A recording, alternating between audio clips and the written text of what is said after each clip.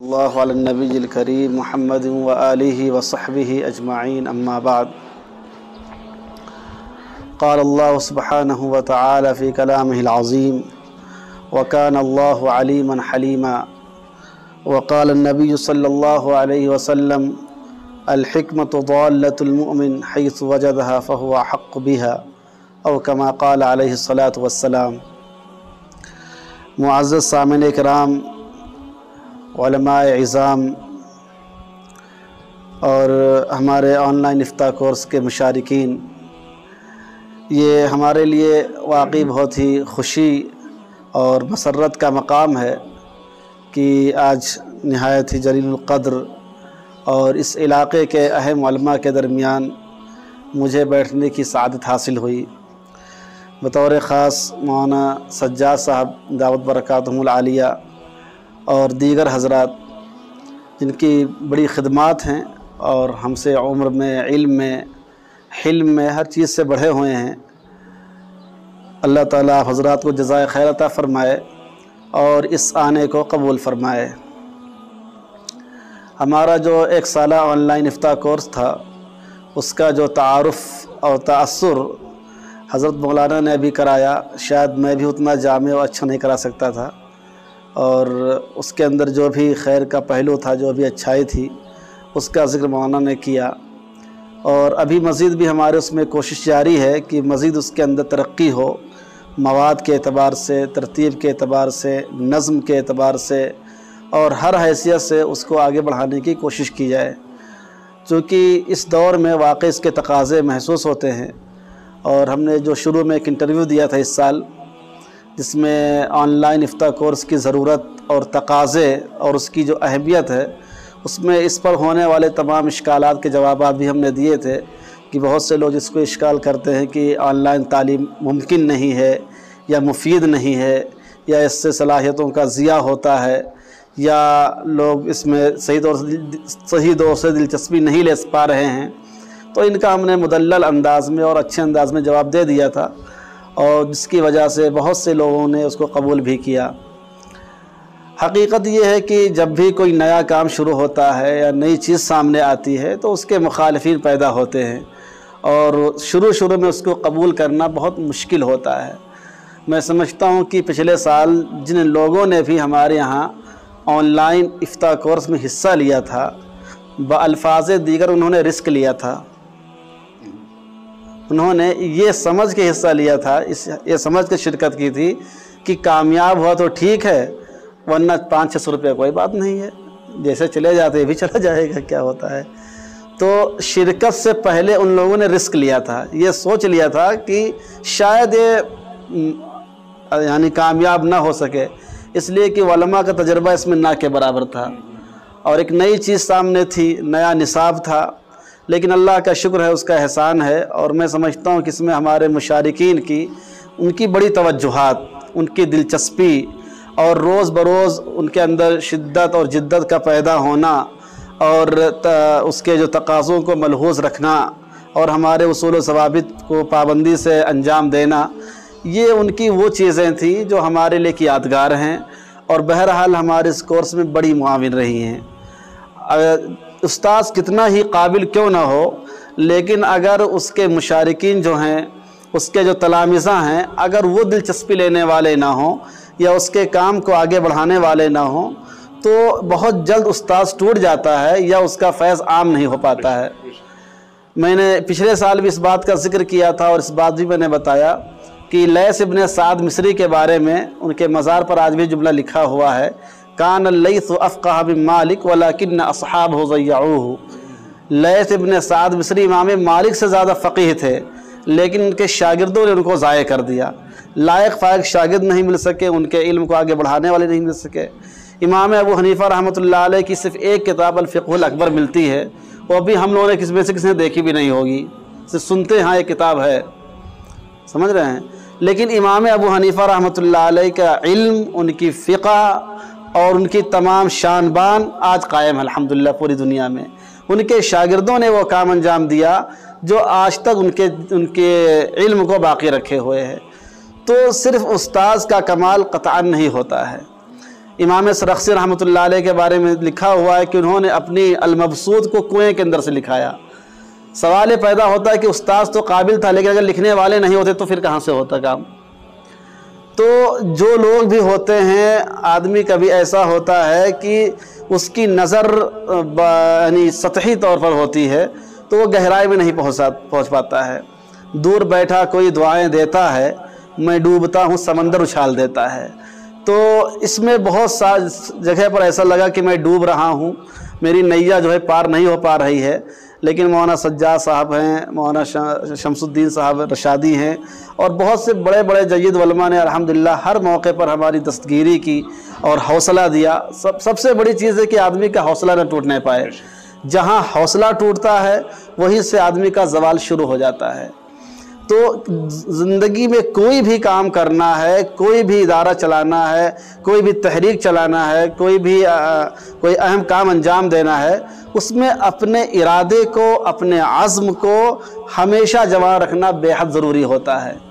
और अगर कहीं पर आपको लचक महसूस हो, कहीं पर आपको कमी महसूस हो, कहीं से आपको खलल महसूस हो, तो उसका वाहिद हल ये होता है कि अपने मुखलिसीन से आदमी राब्ता करे।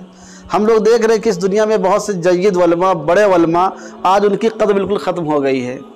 लोग उनसे कट गए हैं, बल्कि लोग उनसे उनका ज़िक्र करना, उनका नाम लेना बहुत सी मजलिसों में गवारा नहीं करते हैं। उसकी एक वही वजह यही होती है कि आदमी अपने मुखलिसीन को छोड़ देता है तो लोग उसको छोड़ देते हैं। आदमी अपने यानी मुहसिनीन को तर्क कर देता है तो लोग उसको तर्क कर देते हैं। ये अल्लाह का एक अजीब निज़ाम है। यहाँ तक कि लोगों ने लिखा है, हमारे उस्ताद हज़रत फ़क़ीहुल असर मौलाना खालिद सैफुल्लाह रहमानी साहब हम लोगों को फरमाया करते थे कि जो तुम्हारे मदरसे की लैट्रिन साफ़ करता है वो भी तुम्हारा मोहसिन है, जो चपरासी आता है वो भी तुम्हारा मोहसिन है। इस माना करके कि अगर वो साफ़ ना करे तो तुम अपने तकाज़े को पूरा करने कहाँ जाओगे। तो अपने मोहसिन की कद्र करना ये बहुत ज़रूरी है, और अपने अज़्म को जवान रखना ये बेइंतहा ज़रूरी है। और हर मैदान में, हर काम में मुश्किलें ज़रूर पेश आती हैं। मुश्किलों के कहते ना कि अगर आसानियाँ हों ज़िंदगी दुश्वार हो जाए। ज़िंदगी में अगर आसानी आ जाए तो आदमी परेशान होता है, आदमी परेशान होता है, उसकी तबीयत परेशान रहती है, उसका दिल मुतमईन नहीं रहता है। तो ज़िंदगी में परेशानियां आती रहती हैं, उनको झेलना बहुत ज़रूरी होता है। यूं ही नहीं ये बर्ग व शजर लहलहाए हैं, पेड़ों ने मौसमों के बड़े दुख उठाए हैं। तो जब तक ये पेड़ जो लहलहा रहे हैं ये सर्द और गर्म को बर्दाश्त नहीं करेंगे, कोई उनसे बेहतरीन फल नहीं निकल सकता है। अब हम लोग अपने वहाँ सुनते थे कि कश्मीर में बहुत बर्फ़बारी होती है, बहुत ज़्यादा लोग ठंडक से परेशान होते हैं, और हम लोग कभी कभी से फ़ोटो देखते थे कि पूरा पेड़ सफ़ेद हो गया है बर्फ़ से, पूरा पेड़ सफ़ेद है। यहाँ आके लोगों ने बताया कि ये जो बर्फ़बारी होती है इसका सबसे बड़ा फ़ायदा ये होता है कि ज़मीन टनों के हिसाब से बर्फ़ को चूस लेती है अपने अंदर, और फिर वो जो बर्फ़ होती है वो यहाँ की फसल को उगाती है, जो यानी ठंडक को पीकर गर्म फल देती है। ज़मीन ठंडक को चूस कर गर्म फल देती है। तो इसी तरीके से जब इंसान अपने अंदर ठंडक पैदा करेगा तो उसके काम के अंदर गर्मी और तेज़ी पैदा होगी। अल्लाह ताला ने अपने एक वस्फ़ बयान फरमाया है, वकानल्लाहु अलीमन हलीमा। अल्लाह ताला अलीम भी है और हलीम भी है। ये वस्फ़ बहुत कीमती है। अगर अल्लाह ताला सिर्फ़ अलीम होता और हलीम नहीं होता तो शायद हम आपके सामने बैठने के काबिल नहीं होते, या आप इस मजलिस में बैठने के काबिल नहीं होते। इसलिए कि इंसान की ख़ताएँ इतनी ज़्यादा हैं, गुनाह इतने ज़्यादा हैं, उसकी फ़िक्रें ऐसी हैं, ऐसी सोचें गंदी हैं कि आदमी अपना चेहरा नहीं दिखा सकता है। लेकिन अल्लाह ताला इल्म के साथ हिल्म से भी मुत्तसिफ़ है। इसीलिए अल्लाह ताला ने हमारी तमाम खामियों पर पर्दा डाल रखा है, हमारी तमाम कोताहियों पर पर्दा डाल रखा है। इसी तरीके से एक आलिम के लिए भी ज़रूरी है कि वो इल्म के साथ हिल्म को भी रखे। और जब आपके अंदर हिल्म होगा, हिल्म का मतलब ये है कि आपके अंदर नरमखुई होगी, आपके अंदर नरमी होगी, आपके अंदर गुदाज होगा, आपके अंदर शिद्दत के बजाय लताफत आपके अंदर होगी। और जैसे मैंने अभी मिसाल दी कि आप बर्फ़ को चूस कर ठंडे होंगे तो अच्छे फल देंगे, تو اسی طریقے سے ہمیں اندر سے ٹھنڈا رہنا ہے، جذبات جوان ہوں لیکن طبیعت ٹھنڈی ہو، کسی سے الجھنا نہیں ہے، کسی سے لڑائی جھگڑا نہیں کرنا ہے، کسی سے ٹینشن نہیں لینا ہے۔ مستفتی آپ کے پاس آئے گا، طرح طرح کا سوال کرے گا، آپ کو غصہ بھی آئے گا، برداشت بھی کرنا پڑے گا۔ مشہور واقعہ کہ ایک صاحب نے امام ابو حنیفہ رحمۃ اللہ علیہ سے کہا کہ حضرت یہ بتائیے کہ پیخانے کا مزہ کیسا ہوتا ہے؟ اب ہم سے اور آپ سے کوئی آدمی پوچھے تو آدمی تیش میں آ جاتا ہے۔ امام صاحب نے نہایت سکون سے اس کو جواب دیا۔ ایک صاحب نے پوچھا کہ یہ بتائیے کہ زمین کے بیچوں بیچ کہاں ہے؟ ہم میں سے کیا بیوقوفی بات کر رہے ہو، فوراً جلال میں ہم آ جاتے ہیں۔ نہیں، آدمی کو حلم کا اختیار کرنا بہت ضروری ہوتا ہے۔ جس معاشرے میں رہتے ہیں، جس مسجد میں رہتے ہیں، جس مدرسے میں رہتے ہیں، جس علاقے میں رہتے ہیں، وہاں کے لوگوں کو جوڑنا بہت ضروری ہوتا ہے۔ تو برائے وصل کیا کہتے ہیں، تو برائے وصل کردن آمدی، نئے برائے فصل کردن آمدی۔ آدمی دنیا میں لوگوں کو جوڑنے کے لیے آتا ہے، توڑنے کے لیے نہیں آتا ہے۔ ہم جتنا سے زیادہ لوگوں اپنے سے جوڑ کے رکھیں گے اتنا ہمارا بھی فائدہ ہوگا، دین کا بھی فائدہ ہوگا۔ لوگوں سے کٹ کے رہیں گے، سماج سے کٹ کے رہیں گے، اپنے الگ شہر بنانے کی کوشش کریں گے تو پھر اس سے ہم کو مکمل فائدہ نہیں ہو سکتا ہے۔ لوگوں سے مل کے رہنا ہے، ان کی پریشانیوں کو دیکھنا ہے، ان کی پرابلم کو سننا ہے، ان کے مسائل کو حل کرنا ہے، تو انشاءاللہ ہمارا ایک مفید کام ہوگا، ایک اچھا کام ہوگا اور ہم کہیں بھی اچھے انداز میں کام کر سکتے ہیں۔ مقصد کیا ہے؟ آدمی کا مقصد کام کرنا ہونا چاہیے۔ صرف پیسہ کمانا، شہرت حاصل کرنا، لوگوں کی نظر میں اچھا بننا یا اپنا نام کمانا، واہ واہی حاصل کرنا، یہ ایسے کیڑے ہیں جو دیمک سے زیادہ خطرناک ہوتے ہیں۔ آدمی سمجھتا کہ میں ترقی کے زینے پہ چڑھ رہا ہوں، لیکن جیسے وہ انتہا پہ پہنچتا ہے نیچے سے جڑ کٹ جاتی ہے، نیچے سے جڑ کٹ جاتی ہے۔ کہتے ہیں فروتنی است دلیل رسید گانے کمال کی چوں سوار با منزل رسد پیاد شود۔ فروتنی اور عاجزی ایسی چیز ہے جو آدمی کے صاحب کمال ہونے کی علامت ہے، اس لیے کہ سوار جب منزل پر پہنچ جاتا ہے تو وہ پیادہ پا ہو جاتا ہے، سواری سے اتر جاتا ہے۔ ایسے ہی جب آدمی کمال کے درجوں کو پہنچ جاتا ہے، آخری منزل کو پہنچ جاتا ہے، تو اس کے اندر بھی عاجزی اور انکساری آ جانی چاہیے۔ یہ بہت اہم اور ضروری چیزیں تھیں جو میں نے آپ کے سامنے رکھی، اس لیے کہ ہمیں زندگی میں کام کرنا ہے، آگے بڑھنا ہے، تو ان تمام نکات کو سامنے رکھنا ضروری ہوتا ہے۔ دوسری بات یہ ہے کہ چونکہ ہم میں سے بہت سارے لوگوں نے فتویٰ یعنی پچھلے سال آن لائن افتاء کورس کر لیا ہے، اس کے تقاضے یہ ہیں کہ اب اپنے کو تو آپ مفتی لکھ سکتے ہیں، لوگ آپ کو مفتی کہیں گے بھی، لیکن اپنے کو اس وقت آپ مفتی سمجھیں جب کم سے کم 10 سال اس میدان میں گزار لیں۔ اس کے لیے 2 چیزیں ضروری ہیں۔ ایک تو آپ فقہیات کا مطالعہ ضرور جاری رکھیں، کسی نہ کسی کتاب کا، کتاب الفتاویٰ کا رکھیں، محمودیہ کا رکھیں، بدائع الصنائع کا رکھیں، شامی کا رکھیں، ہندیہ کا رکھیں، جواہر الفقہ کا رکھیں، اور دیگر جو کتابیں فقہیات کی ان پر مستند رکھتے رہیں۔ دوسرے یہ کہ جو سوال بھی آپ کے سامنے آئے، چاہے آپ کے واٹس ایپ پر آئے، چاہے گروپ پر آئے، چاہے پرسنل کوئی پوچھے، اگر وہ آپ کو معلوم ہے تو بھی اس کا حوالہ تلاش کرنے کی کوشش کریں، اور اگر نہیں معلوم ہے تو اس کو حل کرنے کی کوشش کریں۔ یہ 2 چیز ضروری ہیں۔ اگر وہ مسئلہ آپ کو معلوم ہے تو اس کا حوالہ تلاش کریں کہ ٹھیک مسئلہ معلوم ہے لیکن یہ بدائع الصنائع میں کہاں لکھا ہوا ہے، یہ فتاویٰ ہندیہ میں کہاں لکھا ہے، شامی میں ہم کو کہاں مل سکتا ہے یہ، یا قدوری میں کہاں لکھا ہوا ہے۔ آپ کا ذہن جانا چاہیے وہاں تک کہ اس کا مضان مسئلہ کیا ہے، کہاں پہ لکھا ہوا ہے، اور اگر نہیں معلوم ہے تو اس کو حل کرنا چاہیے۔ حل کرنے کی 2 صورت ہو سکتی۔ ایک صورت تو یہ کہ آپ کے اندر خود اتنی ایبلٹی آ گئی پڑھ کے کہ آپ اصولوں کی روشنی میں، قواعد کی روشنی میں، یا سری جزیہ کو تلاش کر کے آپ حل کر سکتے ہیں۔ اگر یہ نہیں کر سکتے ہیں اور آپ نے ایک حد تک اس پر محنت بھی کہ نہیں ملا آپ کو، اپنے سے بڑے سے رابطہ کریں پھر، اور یہ کہیں کہ مولانا میں نے اس سلسلے میں یہ سمجھا اب تک کہ کیا ہونا چاہیے، آپ کی رائے کیا ہے، یا آپ کیا فرماتے اس کے بارے میں۔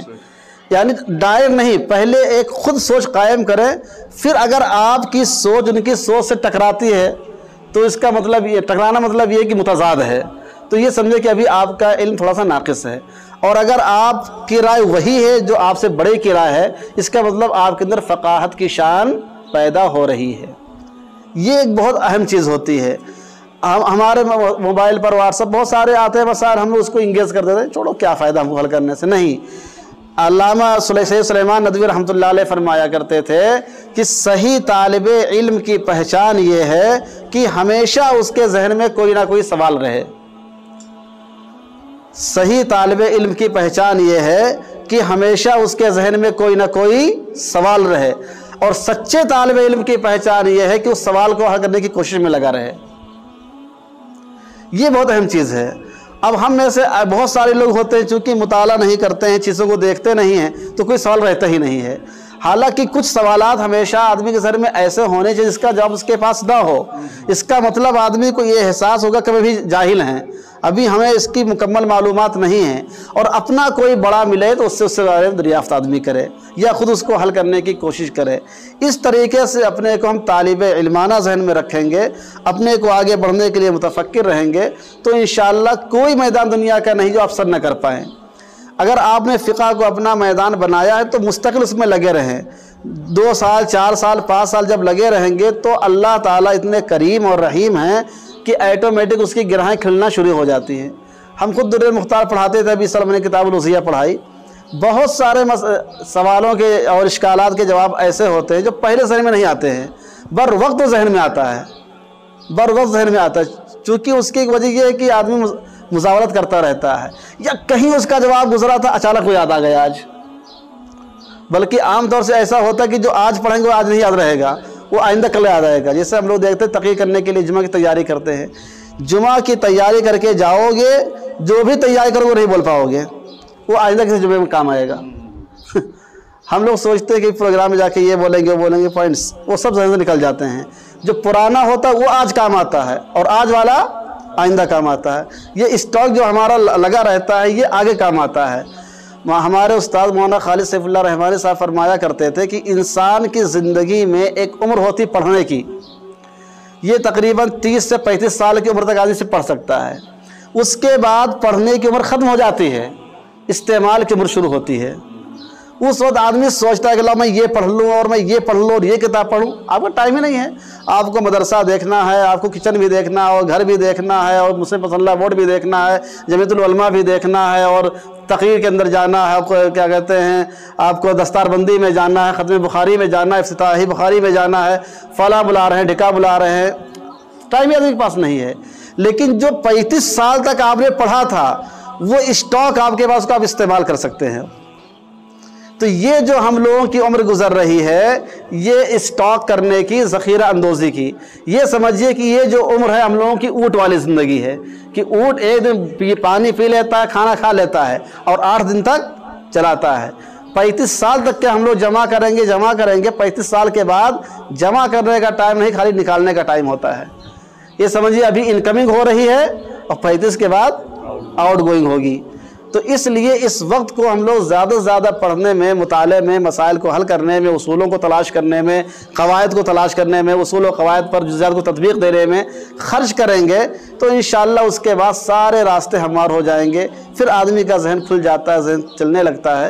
یہ چند باتیں آپ کے سامنے ہم نے ایسی سرسری طور پر عرض کر دی ہیں، ممکن ہے کچھ باتیں آپ حضرات کے لیے مفید ہوں۔ فَأَمَّا الزَّبَدُ فَيَذْهَبُ جُفَاءً وَأَمَّا مَا يَنْفَعُ النَّاسَ فَيَمْكُثُ فِي الْأَرْضِ۔ جزاكم الله خيرا، وآخر دعوانا الحمد لله رب العالمين۔